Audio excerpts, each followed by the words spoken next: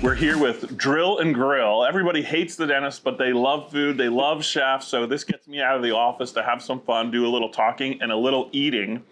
I love Dodge City. You know I've been coming here forever. Tell us a little bit about the story of Dodge City, because I think you're probably the oldest restaurant in the area, right? I don't know if we're the oldest restaurant in the area, but we were established in 1980 by my parents. And in 2011, we were featured on the show Restaurant Impossible on the Food Network because a lot of things had changed and we needed to make a change. Mm-hmm. So we were able to make the change through that and continue to be successful after that and still open now. So, is there another restaurant that you know of that's been around and owned by a single family since 1980?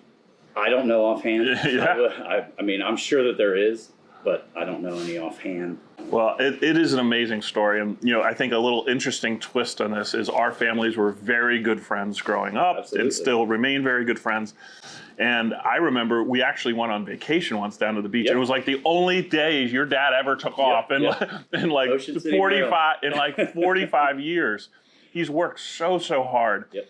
And keeping a restaurant like this going is very, very difficult. So you talked about some changes that Restaurant Impossible made. That's also when you got involved in the kitchen. Change. Bringing in Dougie Jr., right? Yeah. Tell us how that happened.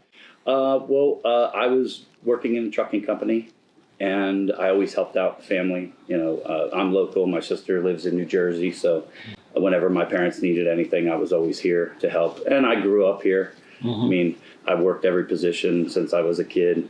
Got fired like 17 times probably by the time I was 18. But then I went off into another career, and I came back to help with the show. When I was on the show, Chef Robert Irvine kind of saw something a little bit in me and talked to us afterwards, asked what I wanted to do, what my family wanted to do, and my dad didn't want me to be here. So he just didn't want me following the same footsteps. Because it was so hard. Working as hard as he did. So Chef Robert said, well, why don't you come down to South Carolina and run my restaurant? And my dad said, well, wait a minute. Let's rethink this. That's amazing. I ended up going down with him to train at his restaurant with his chefs. And I didn't know that piece. That's amazing. Yeah. And so he kind of took me under his wing, taught me what I needed to know. And then after he had me hire a couple people and try to learn, you know, take the good, put away the bad, and learn what I could. So after about a year, I went back down and retested with him, and he said, "You're ready." That's amazing. And that was, I forget, 2011, 2012, somewhere around there that I actually took over the kitchen. That's interesting. I didn't realize Big Dougie was trying to shield you from such a difficult career. You know, the way I remember the story is you're kind of standing in the corner and they're filming and Chef Irvine's having you taste stuff and he goes, "Oh my God, this kid's got a palate. This kid's got all this talent." Yep. And it was right there all along. So do you have any regrets going into the restaurant industry? Not the slightest bit. Yeah, that's amazing. I mean, it's a passion. Yeah, you have good days, you have bad days. Everyone in any position, in any type of field has the same, but it only takes one. Yeah. You know, you get somebody that says, "Hey, you know, you made my night, you made my holiday, you made my anniversary, you made my birthday." I mean, it keeps you going. It's amazing. You know, dentistry is a very difficult career also because you got to roll up your sleeves and you got to execute, and you're 2 feet away from your patient, and people either love it, I love it, or they hate it. The same thing true with cooking, because I mean, it is such a difficult, being in the kitchen is such a difficult job. Yeah, I feel as though in order to be in the kitchen, you got to love it. Mm-hmm. You know, it's not for the weak. You know, it's long hours. It's rough. You know, you don't get to go to the bathroom.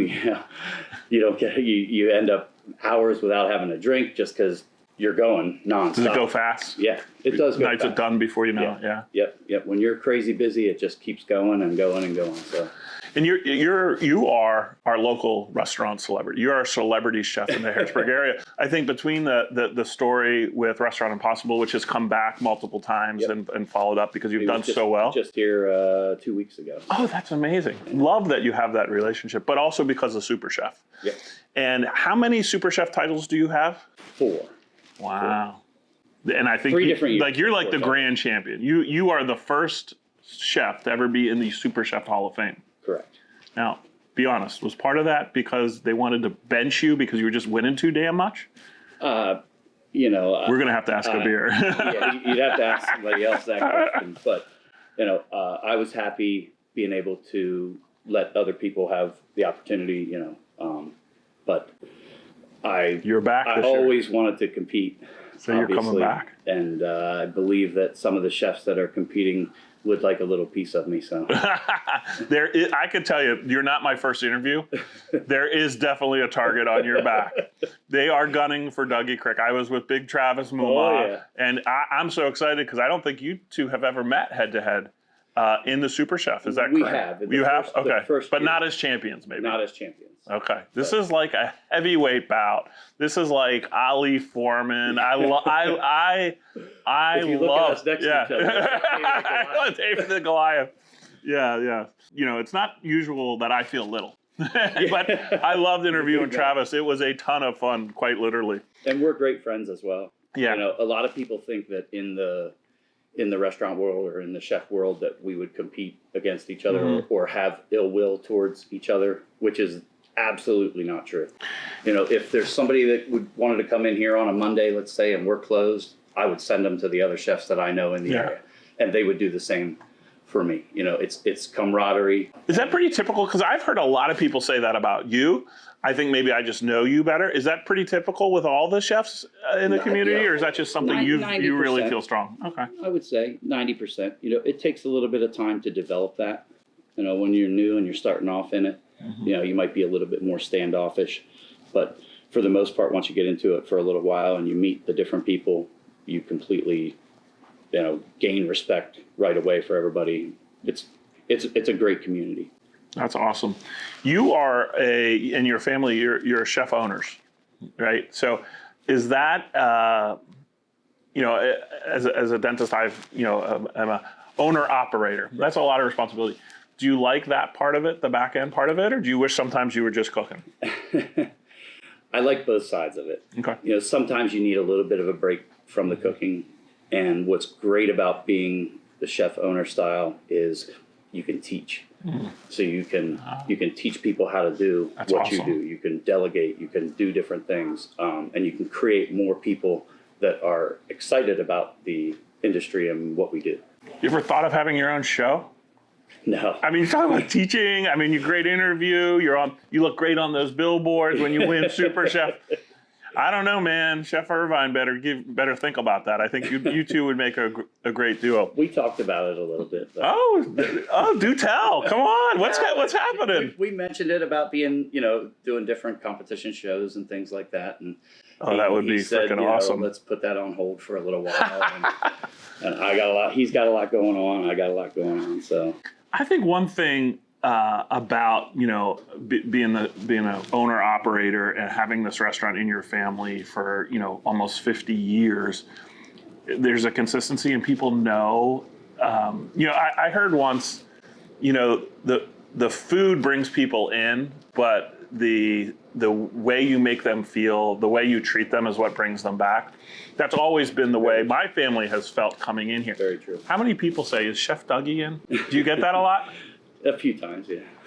I always do it. When I was a little kid, your father would let me go back into the kitchen, and one of the things your dad loves to do is cut the steaks. Yes. Right? That is correct. And he'd show me how he cut the steak, and he would let me pick my steak, which I thought and he'd explain the marbling and all that kind of stuff. So I do think people come in to see you. We like to make it, as the competition shows, we'll put our food against anybody. Yeah. But we like to have the relaxed atmosphere that, Definitely. You can come in for after a wedding or for a wedding, you can come in after you go to Hershey Park. Yeah. You know, and you're still gonna get the same service. You're still gonna get the same food. You know, which is kind of a niche for us.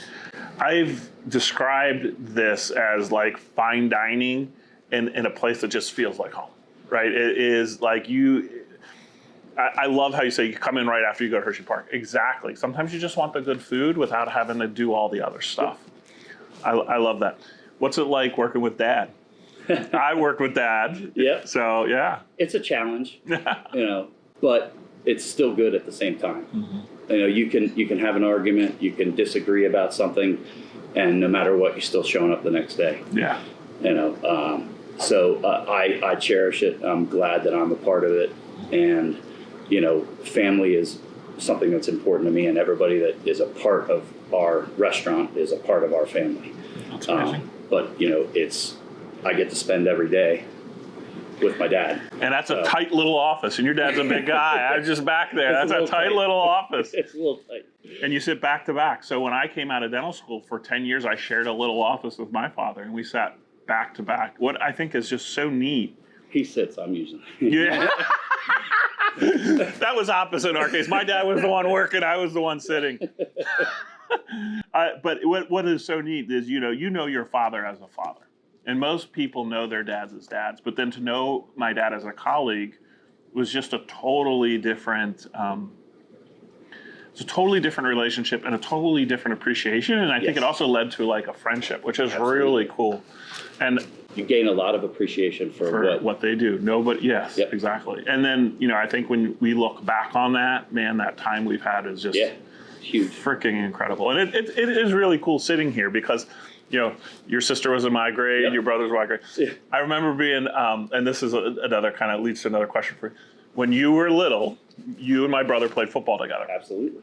And Verbers were big. And even before that, and even soccer. It was soccer, yeah. The Goalbusters. The Goalbusters. My dad was the coach, But Verbers were big, and you were a skinny little kid. You were fast, but you were a skinny little, you were wide receivers. And I remember we'd come over to the restaurant, and man, it was like seventh heaven. We'd get steaks, your veal, your chicken parm, your veal parm, and you were the finicky. You were like your parents would have to run out and get you like lemongrass soup or something. So all I would eat was a blue fillet. A blue fillet. That was the only thing. Oh wow. That was what I would eat. But I just remember your father and your mother loved us because we were eaters. Yeah. So. As far as chef goes, you're pretty skinny. I was just talking to somebody that said Anthony Bourdain is the skinny chef. Are you a foodie? I am. Now? I am. I enjoy food. When you work with it so much, you tend to cherish the one meal that you can get. Okay. When you go out for your anniversary or something, it's like, whoo, I'm going all in. That you don't do. I did. Oh, so what's the meal that you don't cook in this area that you want to go get? Good question. Usually, I'll get seafood whenever I'm out. Okay. Usually that's what I'll get. And where do you go to get that? I go to Final Cut. That's what Travis said, I always see Travis out there. And there's a couple places in New York that we go. It's hard because hours are different. Mm-hmm. You know, it's not like you get a day off. Yeah. You know, you might be able to get a couple hours and be like, hey, I have coverage tonight. Let's go out for dinner. But I like to try new places that open up in the area. Awesome. All that kind of stuff. But usually I don't go for a steak. Well, Travis, when we interviewed him about Final Cut and the SuperChef contest, he talked about how the Kricks, and what an honor that was when the Kricks would come in, have another chef come in and eat. Talk about the hours being tough. Your dad is literally was the hardest working guy I've ever met. He would not ever take a day off. He was open breakfast, lunch, dinner, 7 days a week. You're not open on Mondays anymore, correct? And we just talked about you're not doing breakfast, which I think is amazing because does that mean you have a life? Tell us about what the decision to do that. Was that a lifestyle thing? Was it an industry changing thing? I would say it's a combination of both. Mm-hmm. You do need to have a little bit of a lifestyle. It doesn't change the time that you have to come in really that much, but it helps with staffing.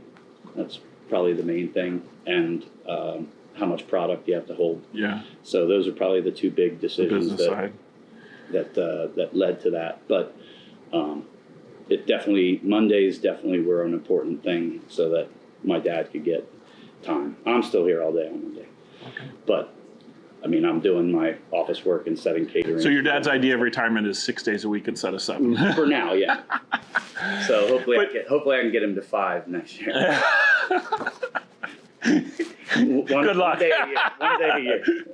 My dad did the opposite. He was winding down. He went from 4 days, 3 days to 1 day. But for you said something. You said leave breakfast to the other guys. Mm-hmm. I feel like I have noticed a little bit of change in Dodge City where you're focusing more on that dinner, where you're elevating a little bit. Is there something about finding a niche, and what is your food niche?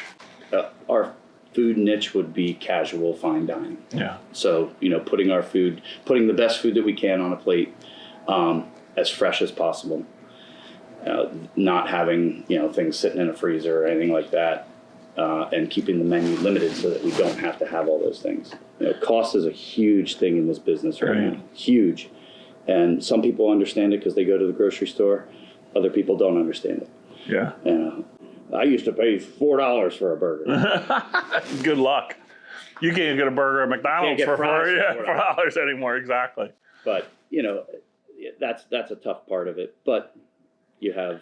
Talk to me about your steaks. You do a special smoking, mm-hmm. right? What is that process? Tell us about that. It's called cold smoking. Okay. That's the process.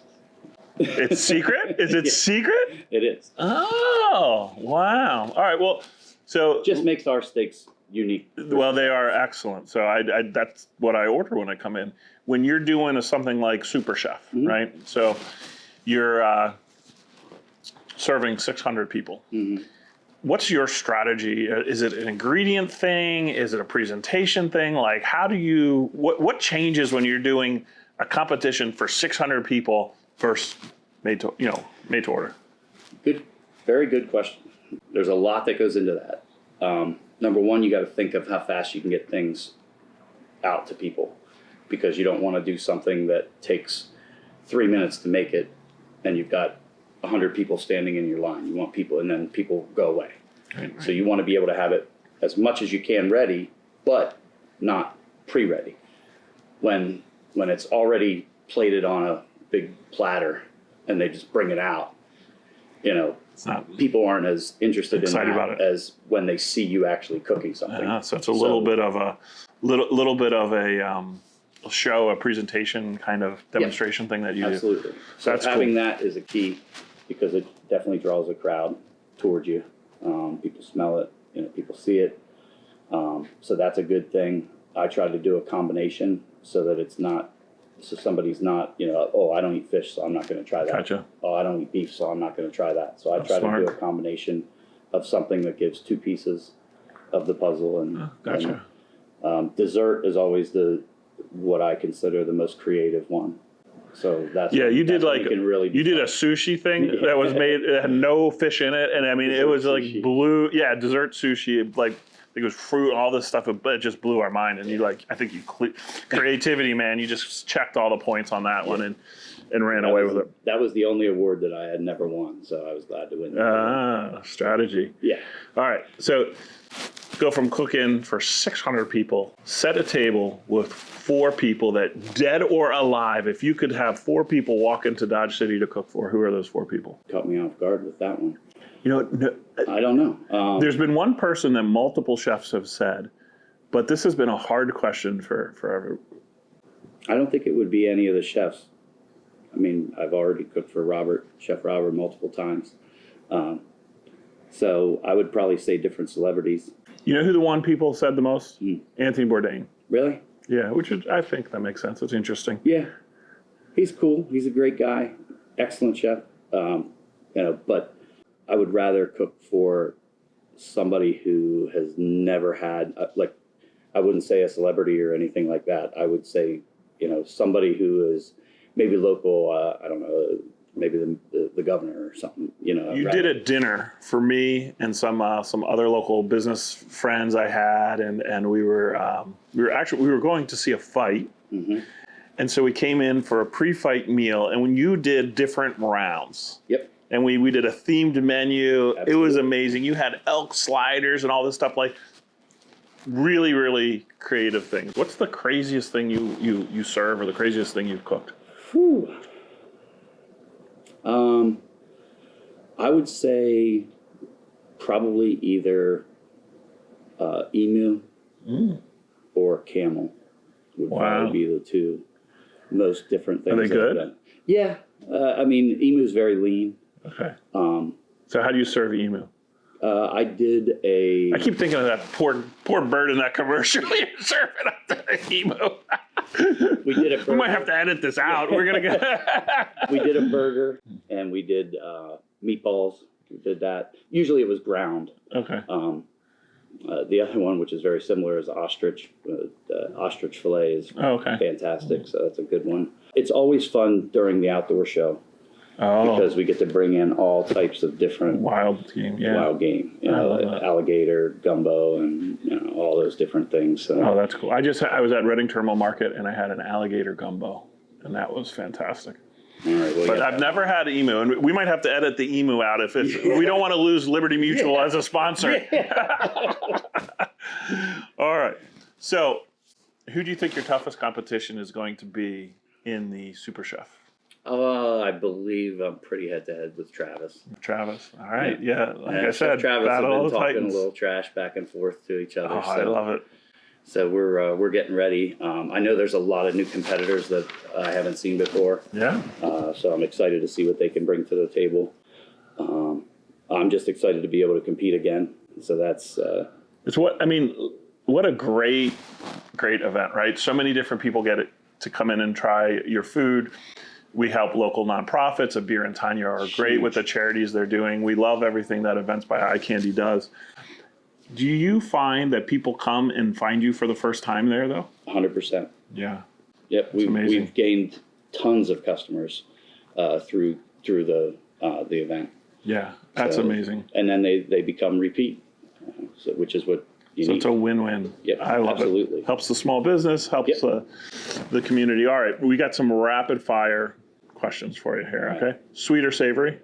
Sweet. Gas or charcoal? Charcoal. Hot dog or hamburger? Burger. If it was a hot dog, what brand would it be? Anything stuffed with cheese. Oh, favorite condiment? Favorite condiment? Cocktail sauce. Do you put anything on a steak? Never. It's like a sin. All right. Got some cocktail sauce right here. My fried oyster. I can't wait till we're done talking so I could do the eating. My comfort food here. The fried cooked. Then you got to put some. Well, we don't overcook here at Dodge City. That's right. Early bird or night owl? Night owl. Top chef or master chef? Master chef. All right. Something crazy that happens late night in a kitchen after a long shift. Dancing. Nice. I've asked everybody this question before we wrap up. I said, if you win, what are you going to do? Are you going to be like Dougie Krick and get the Super Chef tattoo? Show us the Super Chef. If you win again, you got any plans to celebrate? No. I would love to. If I would win, then I would love to talk to all the chefs that are there and try all their food and just continue on. So it's another trophy on that mantle. It's a great honor. It's a great honor to win. But celebratory, it's right back to work. I would come back and thank my staff for all that they did. And I'm going to bring a lot of my staff with me, so hopefully I don't need a lot of help there. But I want my staff to be able to be involved, because without them, I got nothing. It's awesome. They're the ones who get me where I am. Yeah. Hey, man. Good luck. Thank you.